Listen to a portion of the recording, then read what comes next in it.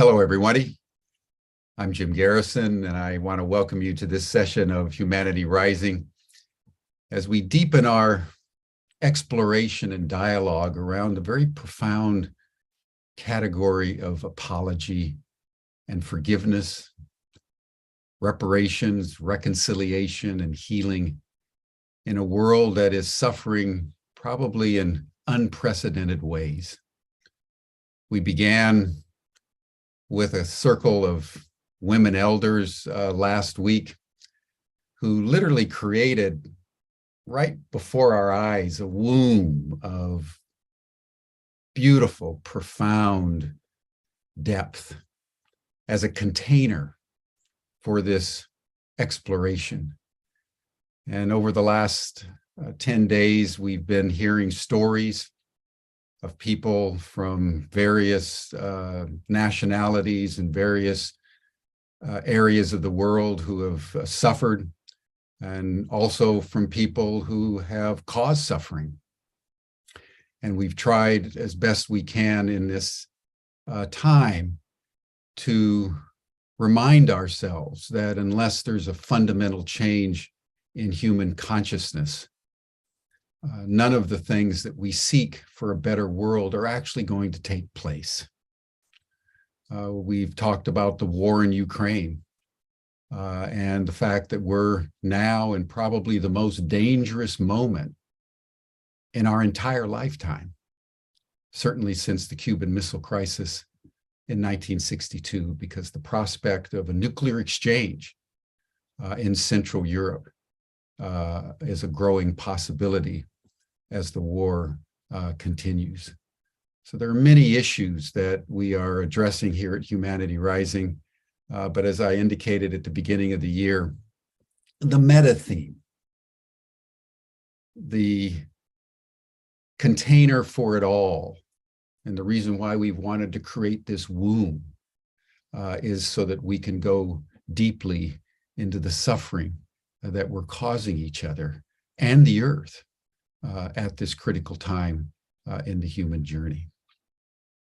Before we launch into our program, let us pause as we always do and just simply breathe together. You'll hear the sound of a tone, a bell.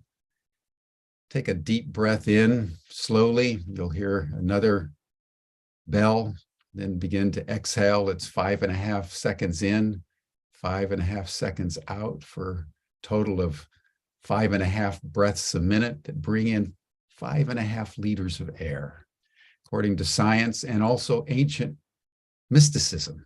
This is the one breath that brings the whole body system into coherence. Thank you, everyone. Let us breathe together. We're going to take 10 breaths, and then we'll begin our program.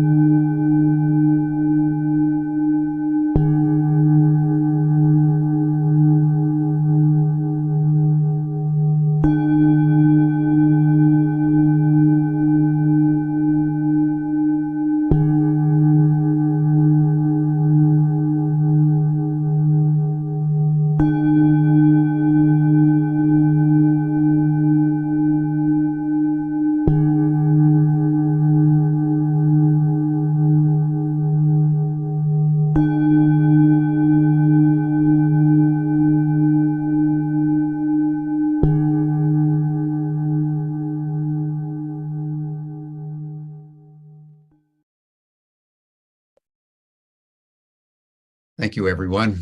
It's so good to breathe together to the count of 5.5. That icon is the icon of the combined orbital pathways of the Earth and Venus as they circumambulate the sun.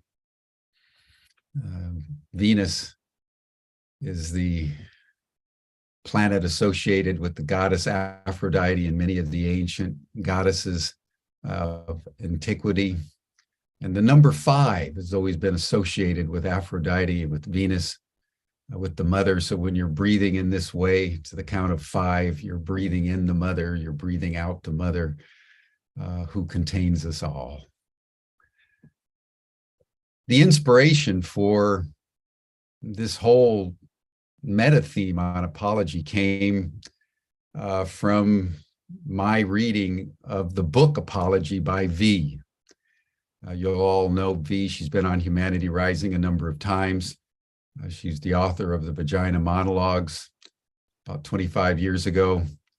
She's written a number of best-selling books, is the founder of V-Day, 1 Billion Rising, City of Hope in the Democratic Republic of the Congo. And more than anyone I know, has made the issue of apology an organizing principle and a gateway to the kinds of discussions that we need. And when I read her book Apology, which was published in 2019, I was just arrested at not only what she went through, but the fact that her father never apologized, and it was only a number of decades later, through her own personal process, that she was able to transmute those wounds through an apology communed with the other side that allowed the transformation of the soul that she so desperately sought. And what struck me when I read that book is that's what the entire world needs to go through. After thousands of years of patriarchy, centuries of colonialism, the desecration of our environment and our world, to such an extent that the human race now is counted among the million species that are under the threat of extinction. So if there's ever a time where we've come into a reckoning of the accumulated attitudes and behaviors that have brought us to the present place, it is now. And I believe, as I've said, that apology is the gateway that all of us need to go through, whether we need to receive apologies, whether we need to give apologies, whether we need to just simply hold what we're doing as a collective species. So we're very privileged today and honored to have V with us. So V, welcome to Humanity Rising. Thank you for everything that you've done for the world, for women, and now opening up this extraordinarily profoundly important discussion about apology. V has a book, Reckoning, that is coming out at the end of the month, that she's going to be doing a book tour, so we'll be touching on that. It's also the 25th anniversary of V-Day. So V, I know you have a lot on your plate as we start 2023, so welcome. And why don't you just begin by saying whatever you would like to say about apology and in relationship to reckoning, and then we can take the dialogue from there. Okay, good morning. Good morning, Jim, and good morning, everyone here, or afternoon or evening, wherever you are. I just want to begin in the spirit of reckoning, an apology of honoring the Lenape people on whose land I sit this morning, who were violently displaced and as a result of European settler colonialism over the course of 400 years. And I feel privileged to be on this land, and I honor the struggle to return lands to the original people. And I want to hold that in everything I'm doing this morning, because that is part of all of our reckoning in this country that we now call America. I also want to say thank you, Jim, for hearing the call to apology, for taking it up, for being so persistent and so driven and so clear, and your tenacity to really bring this forward, because I don't think there is anything more important right now on this planet than thinking about reckoning and apology. And I just want to say to everyone here this morning, what I'm saying is merely my opinion and my offering at this moment. It could change on a dime, because everything is always evolving, as our identities are, our thoughts are. And I don't come from a place of knowing everything. I'm just sharing my experience. And I'm so open to everybody coming into this process of thought.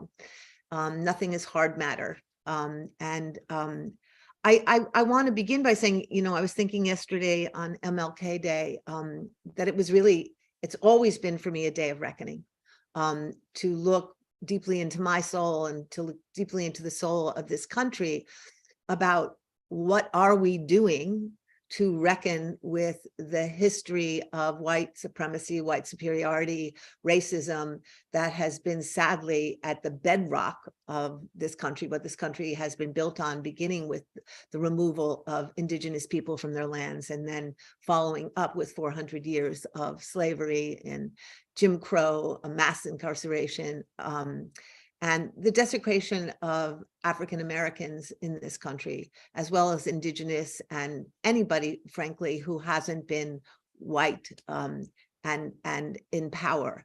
And I think one of the things I was thinking about yesterday is, like, first we have to be accountable, and we have to really look at what's happened in order to begin to know where we begin to apologize from. And if I can just share a little bit about my experience in the book, writing the book, I think for me, the personal has always been the political. I've never seen them as separate. I remember when Audrey and Rich wrote that beautiful line, the moment a feeling enters the body is political.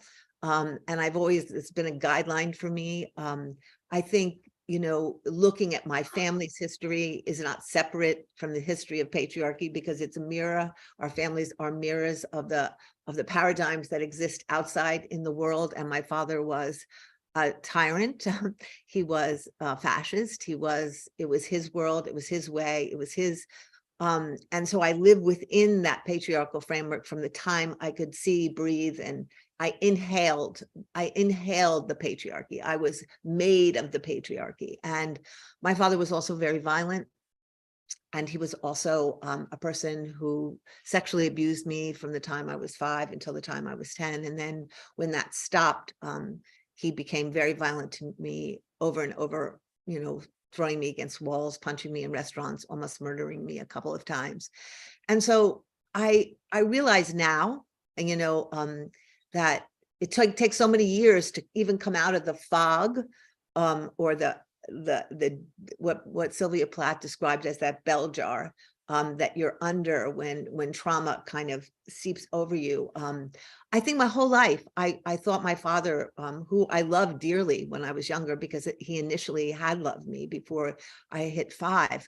I just thought something had gone wrong. I thought he had gone crazy. I thought he'll come back, he'll remember, he'll apologize. This will all be a bad dream. And I waited and waited and waited, and he left this world without ever apologizing. And that was 33 years ago.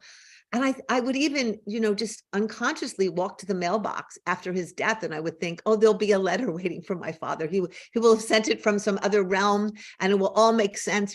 I think children are born with such wonder and such trust and such delight and such love in their hearts. And it takes so long to even believe that people have been this cruel and unkind. It's so shocking to our nervous systems.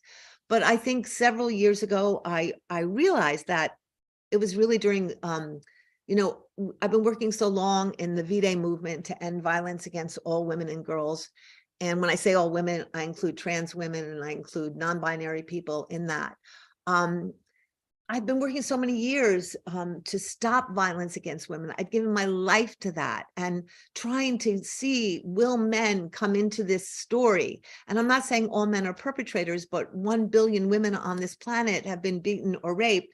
So there are quite a few men involved in that enterprise. And I think I was waiting and waiting and waiting. And then when Me Too happened and men were being called out and men were, I kept waiting for men to apologize. I thought there'll be apologies coming. There'll be reckonings. And in fact, there wasn't one public apology, not one.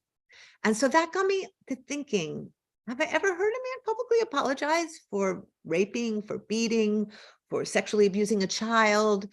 And the answer really, except for one situation that I saw from Australia on a TED Talk, I could not find any examples in history of men apologizing. And this struck me as very profound. It was one of those things that are right in front of you. And I began to think that maybe the non-apology, the refusal to apology, is one of the essential columns of patriarchy. It's one of the things holding patriarchy up. And I thought to myself, well, I've done everything else. What if I made a decision to write my father's apology to me and say the words to myself to that interject inside of me? Because the thing about violence and the thing about incest and the thing about sexual abuse is we actually take in our perpetrators. They actually live inside us, particularly if they're your family members and particularly if you know them well. So my father, I was in dialogue. It didn't matter if my father existed in the world anymore. I was in his narrative. I was in his story. I was constantly in this dialogue and proving to him that he was wrong about me, that I wasn't bad, that I wasn't stupid, that he shouldn't have done what he had done. But I was in his story. I was living his reality, not my reality. And I didn't want to be in his reality anymore. I wanted to actually know what it might be like out of that patriarchal dome or bell jar. And so I embarked on writing his apology to me, which, to be honest with you, was one of the hardest things that I've ever done, because one of the things that I refused to do my whole life was make my father human, was make my father not a monster, was give my father the right to pain, give my father the right to having had something happen to him that could create him or turn him into the kind of person who was able to do such cruel things to me. And I had to go inside and find my father in me and find his child in me and find his beginnings in me and find his story in me. And that was an excruciating experience, because I had to open up all those parts of myself that I had closed down to him and my own empathy to him. Now, I think I want to make a huge distinction. There's a huge difference between understanding and justifying. And I want to make that really clear. To understand something, I believe, is liberation.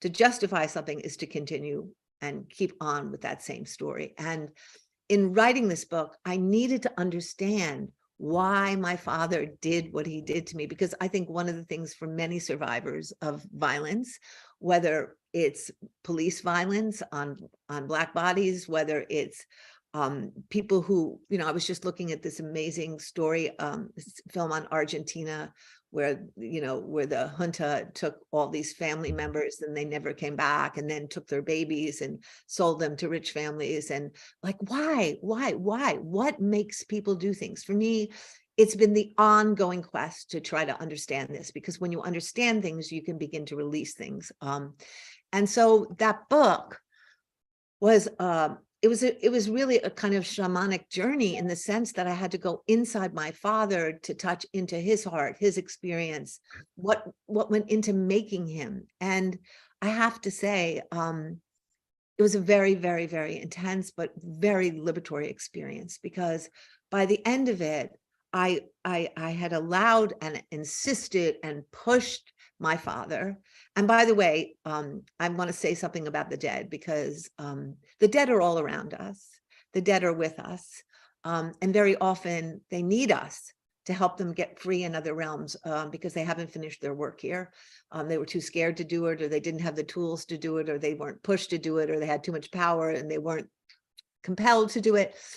But I felt my father with me through the whole writing of that book. As a matter of fact, he would wake me up at 4 a.m. and say, go to your office. I'm going to tell you a story. And I would write a story. And I would say that that book and understanding my father's journey, and then getting my father to tell me exactly what he had done to me and be detailed in his accounting and own what he had done and look at it and touch it and smell it and feel it, began truly the next stage of my life, because it was real and I knew it was real and he knew it was real and we both knew it was real, and gaslighting was over, and me being made to feel like I was a crazy person or I was just hysterical or up too emotional or all those things I had been told as a child, which are all, you know, horribly undermining things to anybody who knows a reality and then is being told that reality isn't true.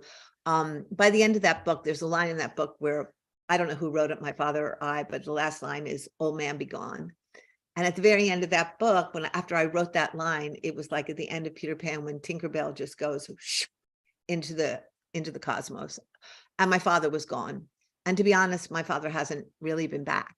And the effects of my father, like, I'm no longer living in his story. You know, I have literally stepped out of that bell jar and I'm living in another world. And there's a freedom and there's a, and I think what it's taught me about apology, and then I'll stop, is that apologies are a profoundly sacred, deep, complex act. You know, we teach children how to pray, we teach children how to meditate, but we don't teach children how to apologize. We don't, and we're human beings. We're flawed. We're deeply flawed. We're in an evolutionary process to become more whole and more centered and more loving. But apology is the thing we've been given to keep on going through that process, and we don't know how to do it. And so we're blocked. There's just karmic, I would just call it karmic toxicity, karmic residue, you know, toxic nostalgia that's just floating around the universe. It's like tar. It's, you can feel it. You can walk into rooms and you can feel the energy of it. And apology actually breaks it up. It breaks it up. It turns it into another form of energy. And there's an alchemy of an apology. There's something that happens when you make a true, deep, honest apology, which I've kind of outlined, you know, for myself in these 4 steps, that something actually changes in a vibratory way, in an energetic way, in your personal universe, but in the universe as a whole, because the universe is holding so much of this kind of tar stuckness. And I think it's a form of humility. It's a form of opening. It's an equalizer. It's bringing you into the story, not where you've been above the story or you've been outside the story because you have so much power in that story. It makes you one with the story. Wow, thank you so much. Why don't you speak a bit, V, about the process of apology that you developed as you were going through this process with your father? Because I think it's very important that we understand sort of what is the technology of apology as we contemplate all the reasons why we should be engaging in it. Yeah, I like the idea of the technology of an apology, because I think because patriarchy has been responsible for creating things like the Bible and all these texts that have, in my opinion, unfortunately, been the underpinning of our lives. We don't really know what an apology is. You know, we think it's, oh, I'm sorry if I hurt you, or I'm sorry. It has nothing to do with that. It's like saying, I pray, oh God, help me, and then you walk out the room. You know what I mean? You know, prayer, like apology, is a deep, meditative, reflective, self-investigatory process. And I think the first stage of it is like going back in your own life and looking at, how did you become a person who is capable of doing what you've done? What went into your life story? What were you taught by your family, by the people around you, by the society that allowed you, and what happened to you that allowed you to become a person who can do and has done the things that you have done? What did you learn growing up? Did you learn that some people are less significant than other people? Did you learn that you were the most important person in the world?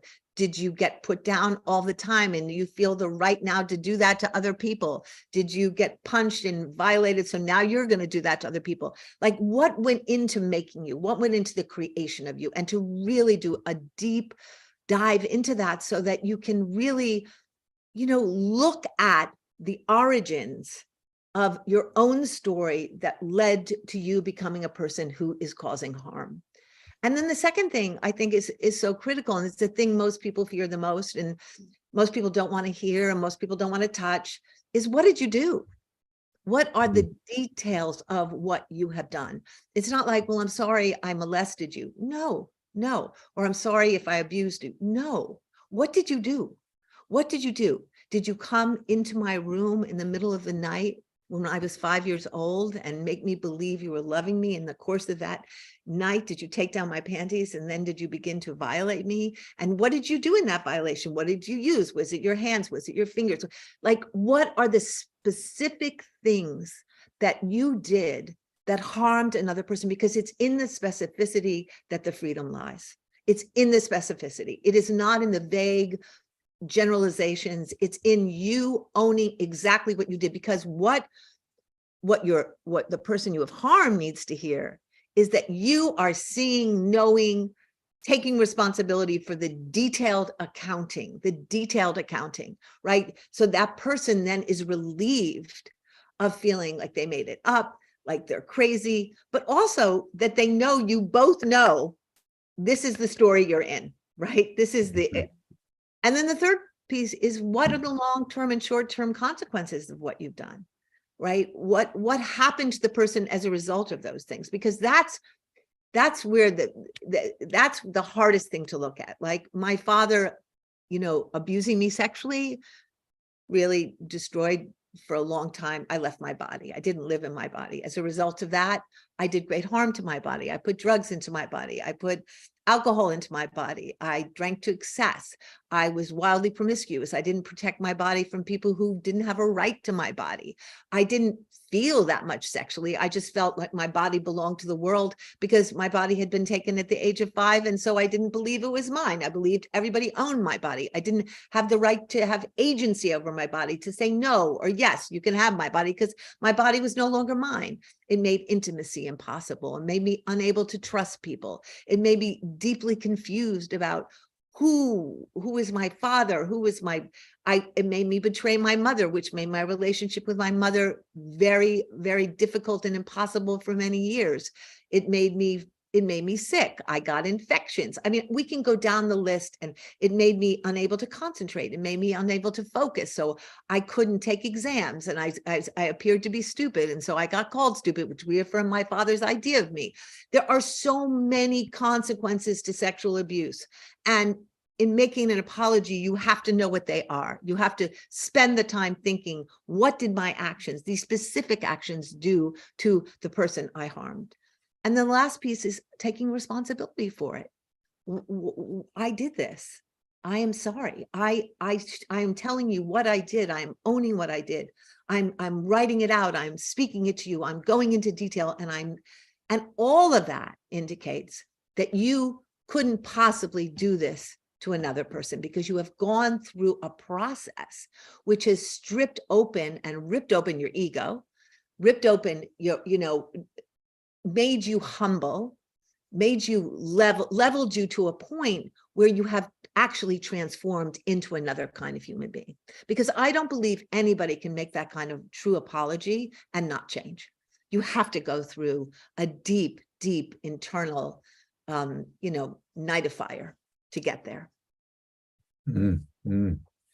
Let's talk a little bit more about the relationship between the lack of apology and patriarchy. I'm struck by your observation that in the Me Too movement, none of the men really apologized. You've said before that you've looked into the Bible and there's no account of apology in the Bible.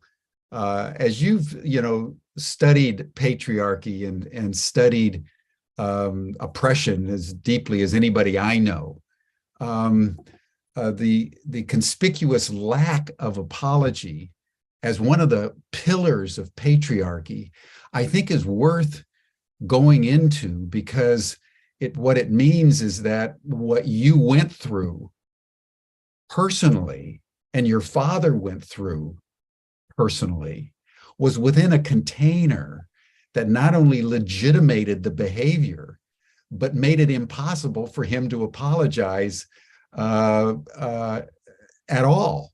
Exactly. And so speak a little bit more about this relationship of the lack of apology as a constitutive, integral part of the patriarchal order that is coming into a reckoning in our day.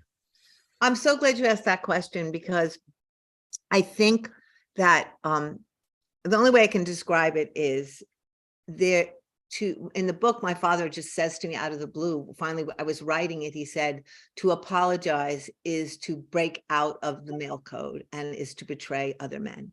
Like there is a silent, unspoken, coded agreement that we will never apologize. First of all, you're told from a child as a man that to apologize is a sign of weakness, to apologize gives your power away, to apologize, puts you in the vulnerable position, and men aren't supposed to ever be vulnerable. But also, I think that there's this agreement, we can do harms, we can sexually abuse, we can rape, we can take things, we can extract things, we can exploit things, and we can get called on it even. We can go to jail even, right? Harvey Weinstein is sitting in prison for 75 women?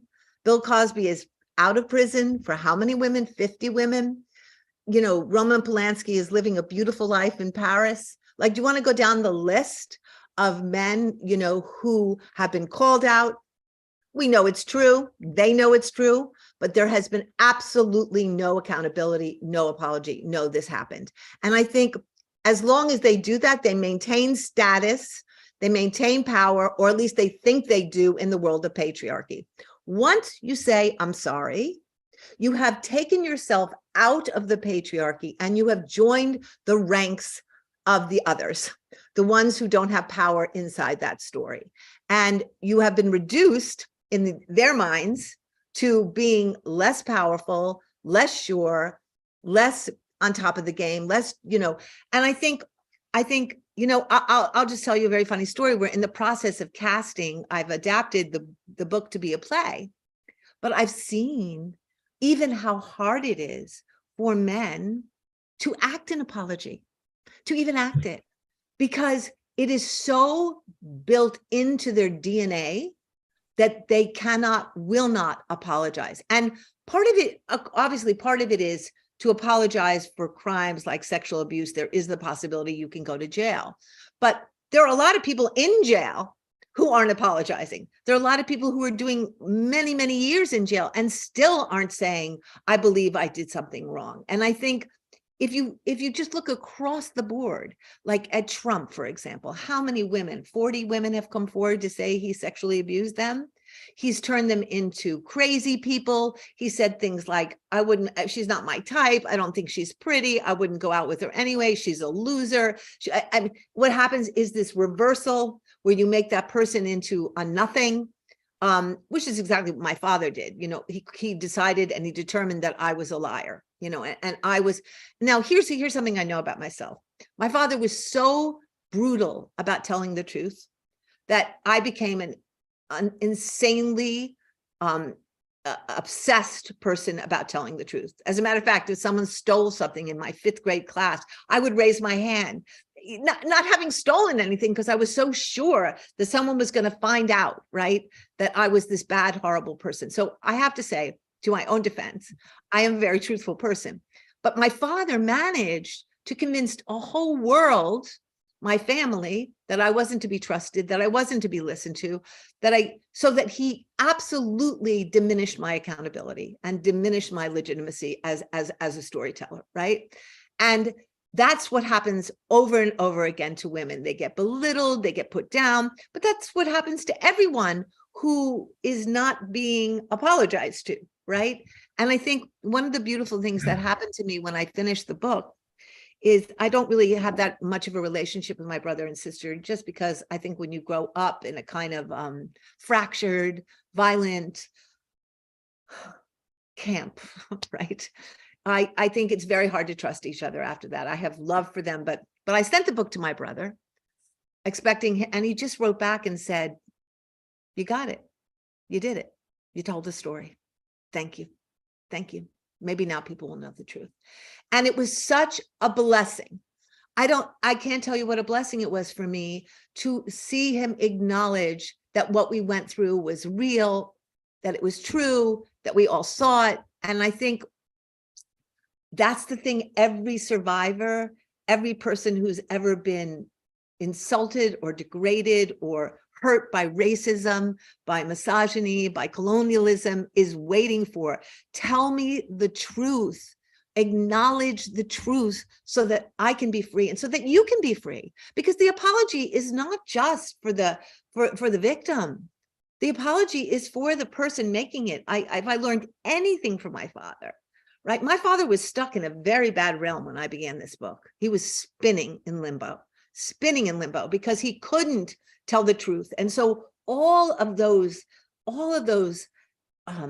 terrible deeds and terrible things and guilt and things that you're pushing down and pushing down and pushing down just lock you into a very bad state of consciousness, which is where you're going to go in your next life and where you're going to stay unless you do the work. And I don't care what anybody says. I know that's true. I know that's true.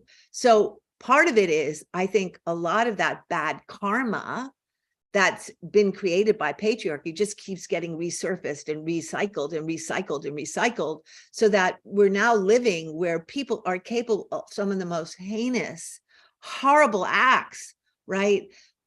Because that karma is just in us. It's settled into us rather than getting released by apology.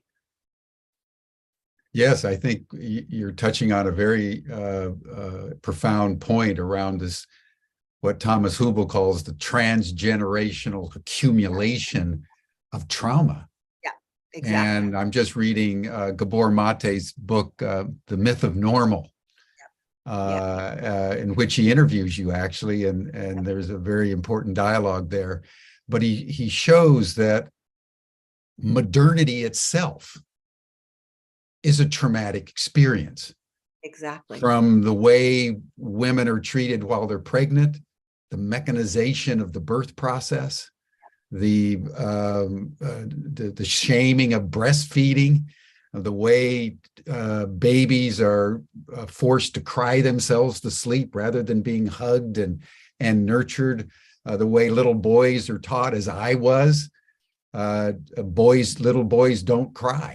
Yep. Because little boys are being trained to exercise power.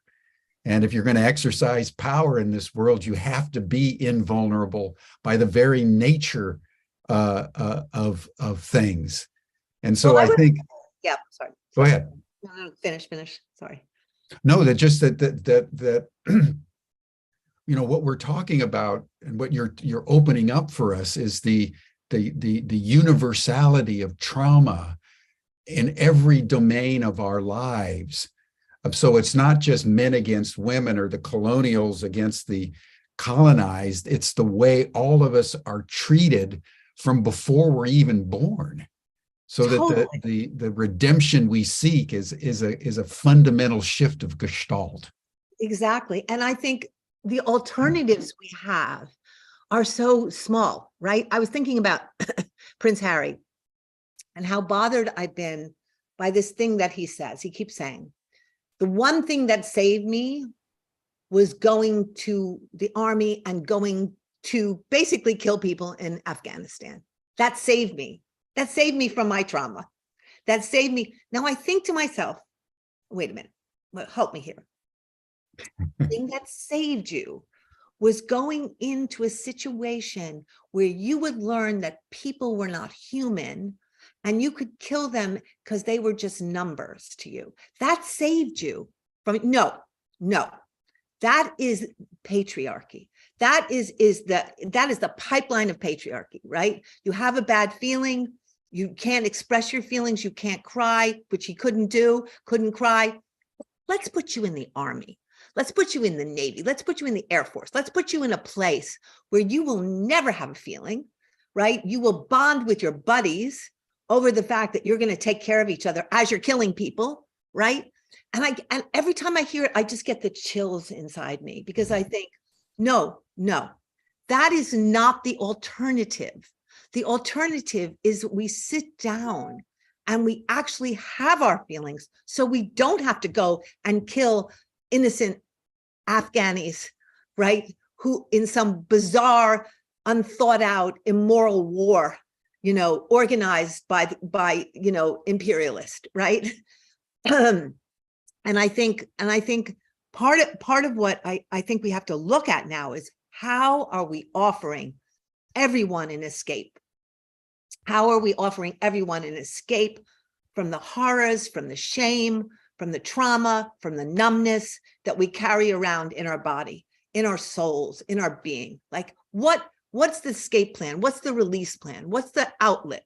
And to me, it's the only question we should be asking right now, because the pileup of trauma, the backload of trauma is so massive that if we don't address it now, I mean, we can't even touch nature. We don't even know we're connected to nature because our trauma is so great. It's cut off our capacity to feel and connect and have empathy with the fact that we are completely interdependent. It's made us completely isolated. And then you take a country like America, which is so highly individualistic and so highly about the individual and me, and the kind of commodity consumer unit, right? And you put that on top of it, then you're more isolated, more inside yourself. And we're seeing so much suicide now, particularly in older white men, the highest rate of suicide right now in this country, because there is no outlet. There is no way for people to express shame, need, desire for connection. You're just supposed to suck it up and man it up and not complain. Yeah. Well, I think this would be a good juncture to turn to the work that you've been doing, V, for decades now, with women in particular, and girls who've been experiencing, as you did, this kind of behavior on the part of a patriarchal order. And I would like to just begin with your observation of the transformation of women's relationship to patriarchy over the decades that you have been immersed in this process yourself. Where would you say the women's movement and the understanding that we have around this patriarchal oppression, where have we got to in the world as you've understood it through the prism of women who have worked out their own liberation, in part because of the inspiration that you provide, but also because women generally are coming into a deeper awareness of solidarity required for the great work of liberation, even in small ways, wherever they are around the world or whatever they happen to be doing? Well, that's a really excellent question, and I want to begin with Iran, because I think what's happening in Iran is so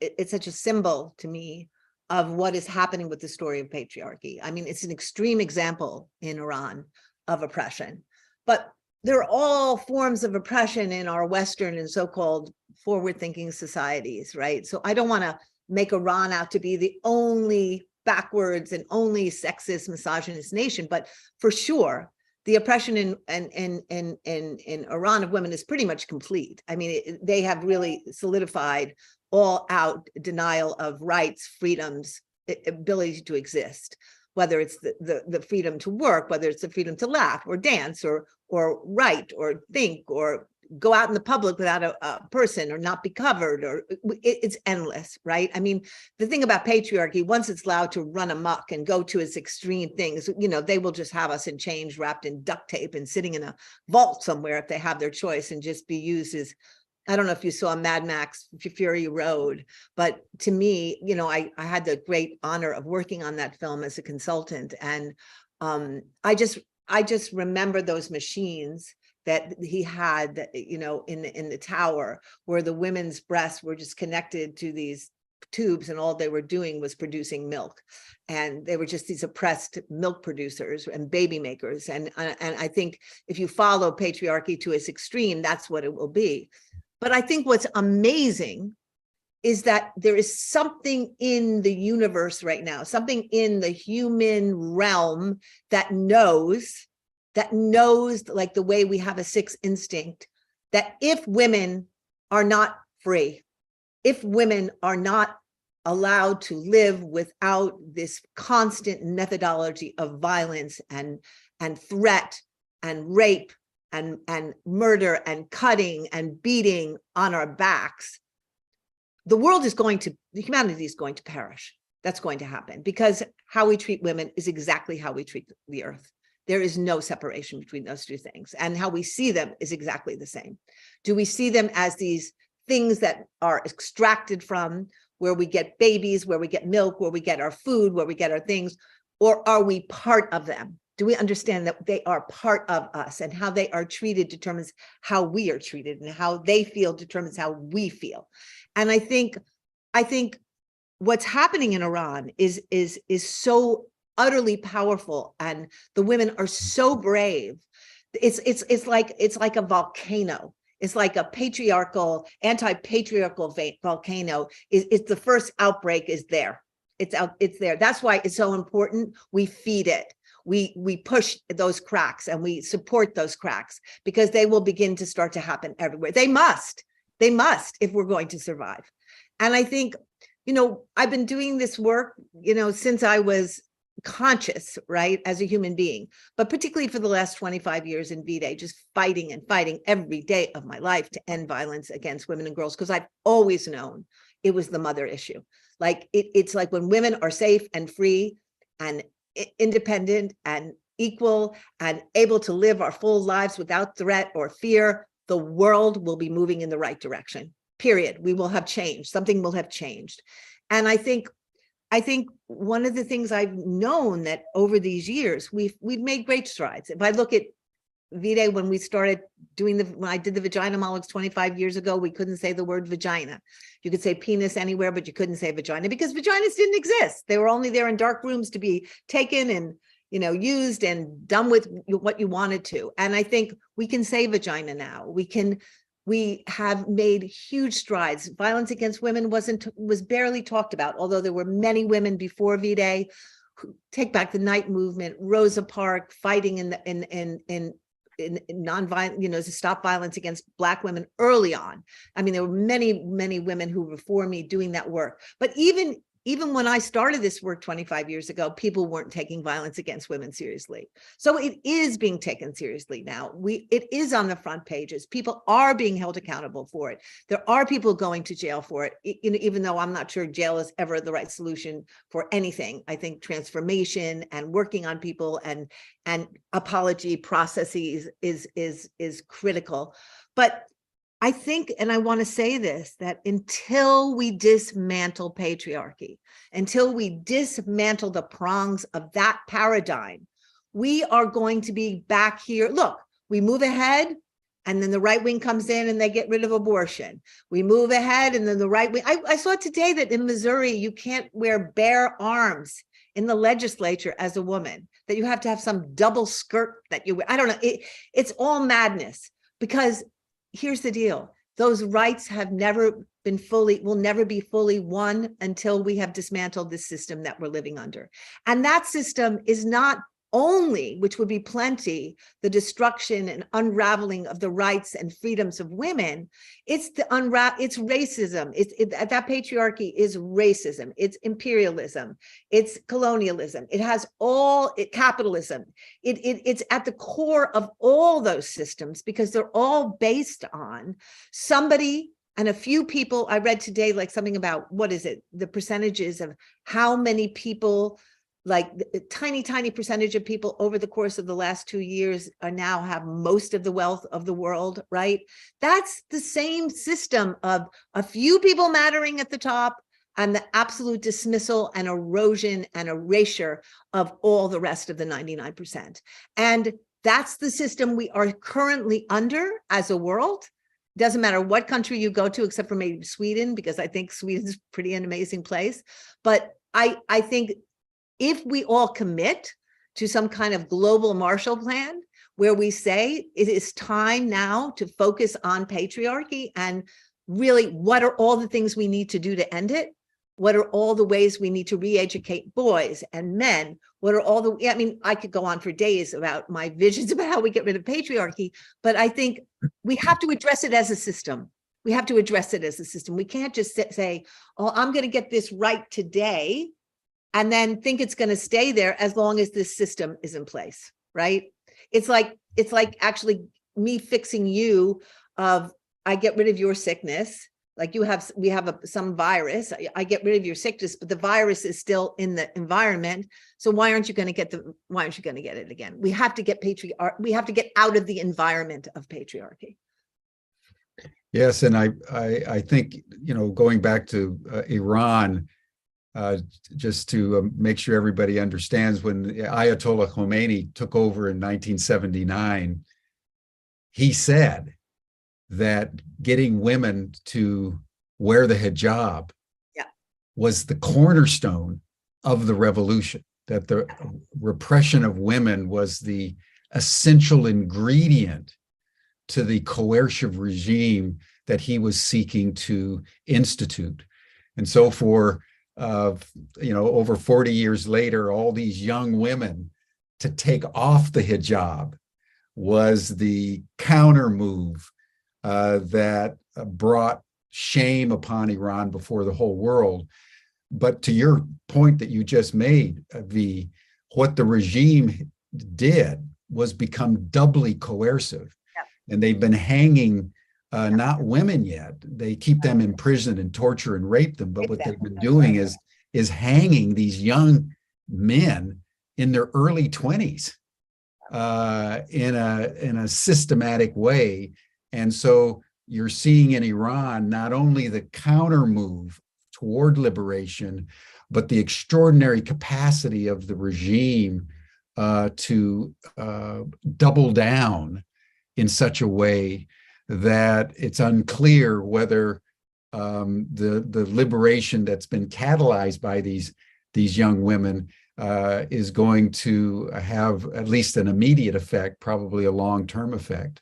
Although I think it's worth noting that when the young people in China began to protest initially around the COVID policies, they were using similar language as the young women did in Iran. So there's a global meme that's trying its best to surface, but the oppressive structures are still extraordinarily strong. So we're in these. Which is why global solidarity is so critical. Having worked in this movement, this global movement for 25 years, I am so privileged and honored because I am in sisterhood with amazing women and men across this planet. And one of the things I've learned is that we are all in each other's story. There is no story that is separate from us right now. Every single person on this planet should be rising with, for, and behind the women of Iran. They are us. There is no separation. When they get free, we all get free. And that's true in every single country. And I think sometimes that, particularly in America, we are so myopic. We are so believing that there is such a kind of a condescension and a superiority that comes out of this country based on what I'm not so sure, but that we are somehow above these struggles, or in fact, every time for me, I see a woman or a group of women or women's movements break through, I want to jump in and be part of that struggle, because it is my struggle. It is my struggle. And I think part of what the women of Iran are asking us is talk about us, put us out there, make us visible, make our struggle your struggle. Don't forget us, because your solidarity gives us fuel. Your solidarity lifts us. Your solidarity gives us a belief that we're not alone. It's like what I felt when I was a child in my house and my father would be beating me senseless or throwing me against walls or whipping me with belts. All I thought is, where are the other people? Why isn't anybody coming to get me? Why isn't anybody in this whole community saving me? Why am I here all by myself? Why am my brother and sister? So that when you are trying to break out of a violent, oppressive, brutal situation, the thing you need the most is to know that other people are out there and they see you and they have your back. Yeah. And Kathleen McTeague is just asking a simple question. Well, how could she do it? How do we actually express solidarity with the women in Iran, just as an example? Well, I think for one thing, just carry their stories all over the internet, put their stories out. I try to put something out every day so they stay in the memory. I think we're going to try to organize something big. I haven't announced it yet, on March 8th, that people can do in their own communities to stand with them. Check in with a lot of the Iranian organizers in your country or where you are and see what they're organizing and join forces with them. But just, I mean, there's so many amazing stories that are on Instagram and on Facebook. And although it's social media, they are saying to us, we need you to put these stories out. This is important. This is important that the regime gets shamed, the regime gets seen, the regime gets seen by the people around the world, so that there is some impact, if we can have impact. Who knows? I mean, this, our government, the fact that we are even involving ourselves in that we are not putting out a message that this is unacceptable, but what is surprising about that? I mean, we've been involved with dictators and, misogynists and for eternity, So V, this is the 25th anniversary of V-Day, and I want to just acknowledge that and salute the work that you've been doing. Tell us the history of V-Day. What motivated you to do it? How has it evolved, and how are you celebrating your 25th anniversary? I can't believe it's 25 years. It's making me feel really old. Time flies. But it's also so moving to me. It's just so moving to me. Like, we're having this big event in New York on February 1st at the 92nd Street Y. And I invite everybody here to get tickets. There's some left. There's going to be readings of Reckoning by my son, Dylan McDermott, and Rosario Dawson, and Marissa Tomei, and Noma Demzenze. And I just said her name wrong, but by a wonderful actress, Noma, and Paula Allen. And it's going to be a beautiful evening. But, one of the things I was thinking about is 25 years later, where are we? When I started doing the Vagina Monologues, I would travel around the world and I would do the play, and every place I went, women would line up after the show to talk to me. And at first I thought, oh my God, they're going to be telling me about their great orgasms and their wonderful sex life and, how they're fulfilling their desires. And no, they were not telling me about that. They were lining up to tell me how they've been beaten or abused or raped or incested. And to be honest with you, it became so overwhelming that I was going to stop doing the play. It was like, how can I keep doing this and hearing these stories and not doing something about it? Even though the play was addressing it, it wasn't doing what it needed to do. Do you know what I mean? I felt irresponsible. So in 1998, I got together a lot of, a group of really great women in a living room, which is all, kitchens and living rooms is where all great revolutions began. And I asked them how could we use this play? What could we do with this play to end violence against women? Not support it, not like keep reforming it, end it. How can we end it? And we first started doing the first production we did was in 1998 in New York City at the Hammerstein Ballroom for 2,500 people. I invited all these amazing actors from Whoopi Goldberg to Susan Sarandon it was amazing. And they all came and we performed the Vagina Monologues to 2,500 people. And it was like, wow, it just blew the roof off that theater. And that began this movement. And after that, it's just like all great things with women. We work in solidarity. One woman said, I want to bring this to colleges. And one woman said, I want to bring it to Pakistan. And one woman said, I want to make vagina pajamas. And one woman, it was just like everybody it was seeds went flying into the world, And what happened over the years is that there were productions to the Vagina Monologues for a long time, maybe 20 years. All over the world, thousands of productions a year where every dime, I gave the play away free and people would put on the show in their communities, and every dime they went to local groups to stop rape, to stop battery, to stop incest, to stop female genital mutilation. And over those years, thousands of people did the play. And I think we raised $120 million just on those local activist efforts to play and to change their communities. And we've opened safe houses in Kenya to stop FGM. It's our 20th year of that house. We opened the amazing City of Joy in the Congo, which has now been 10 years, where women who have been horribly sexually abused in the war, which is still going on, an extractive war that is for the resources, where women's bodies are sacrificed so that these multinationals in the West can have their electric cars and cell phones, where we opened that house where women could have sanctuary and could go from victims to survivors to leaders.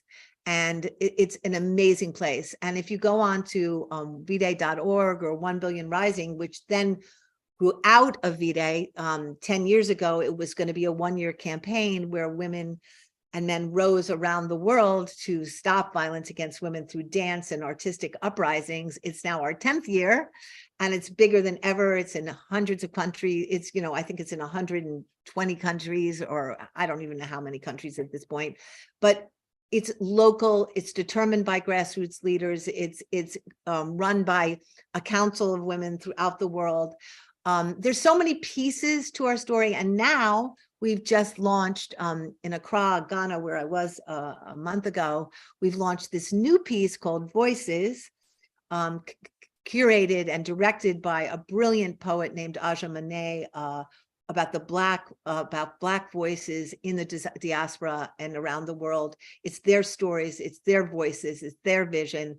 And it's a gorgeous soundscape that is going to be released eventually so that women and men all around the world can listen and hear the stories of Black women and know their struggles and triumphs and desires. And it's a beautiful, beautiful piece that we launched in Accra to 400 people outside in this gorgeous kind of festival of love.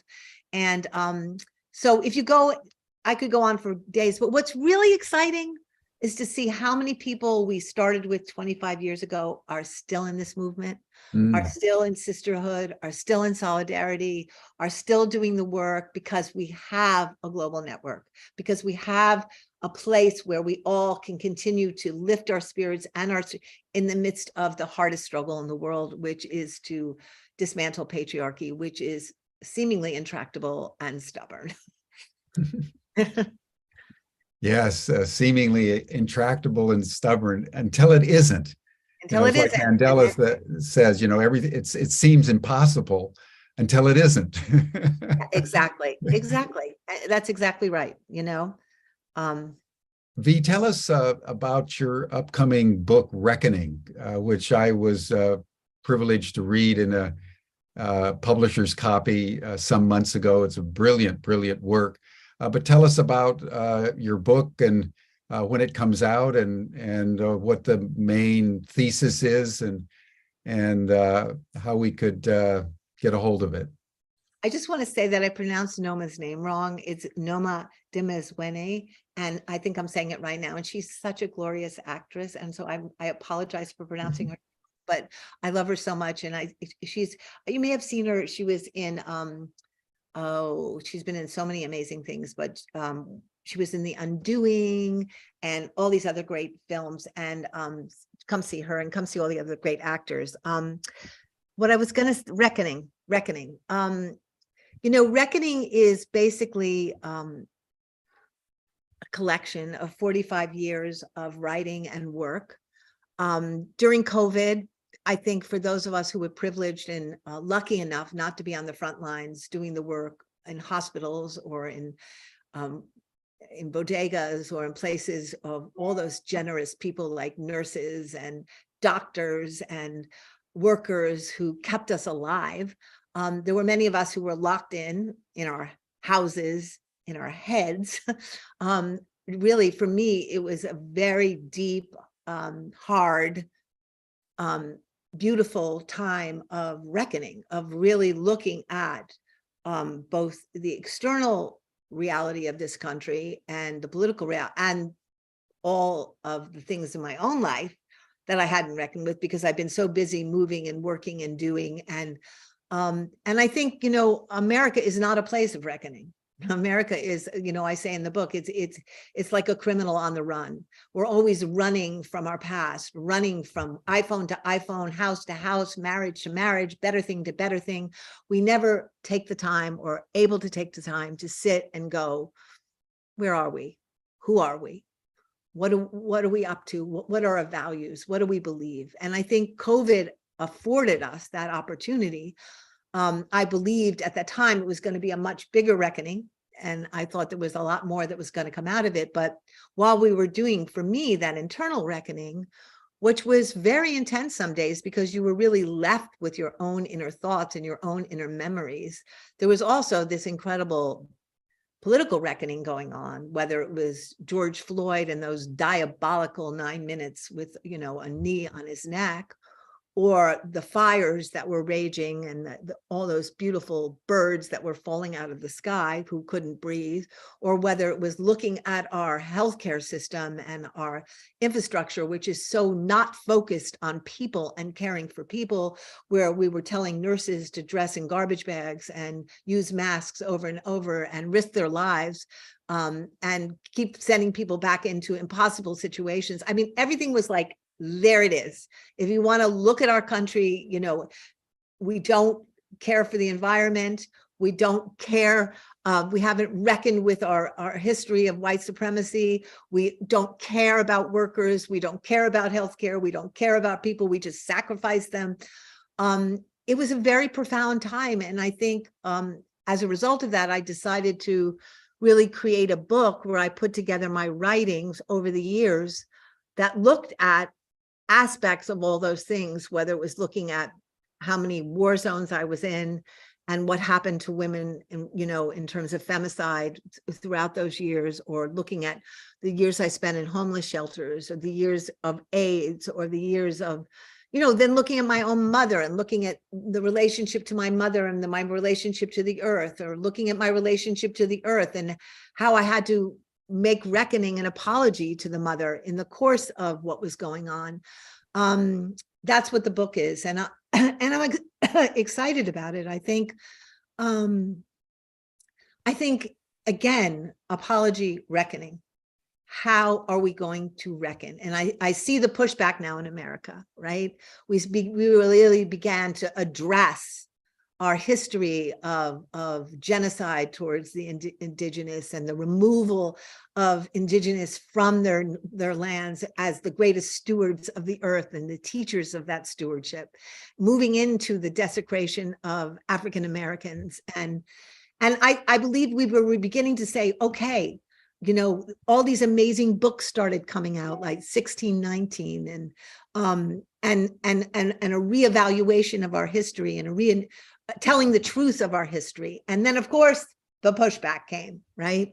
You know, the anti-critical race theory people and the anti-racism people, and this isn't really our story people. And in fact, in fact, if all of us don't commit ourselves to the reckoning with our stories, the reckoning with that history, we are doomed to repeat it over and over again.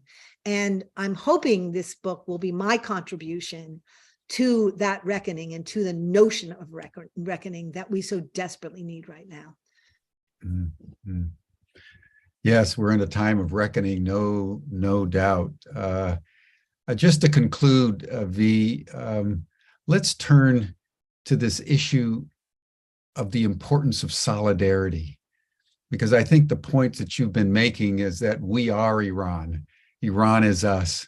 We are Ukraine. Ukraine is us. We are the suffering of all people everywhere somehow affects us as well, because we're all interconnected.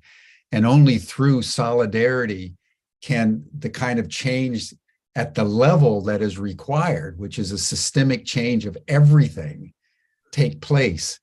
And so close us out with, sort of a meditation on the importance of solidarity. Oh, what a nice thing to ask. Well, I've never been fond of countries. I've never been patriotic. I don't really get the whole nation state thing. It never spoke to me. I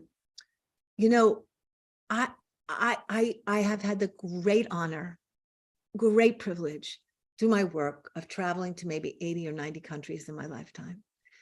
I've seen and tasted the scents and smells and heard the accents and seen the faces of women in so many countries, in so many villages, in so many towns. I've heard their stories. I've heard their pain. I've heard their triumphs. I've heard their beauty. I've seen their gardens. I've seen their healing. I've seen their magical, mystical, powerful ways.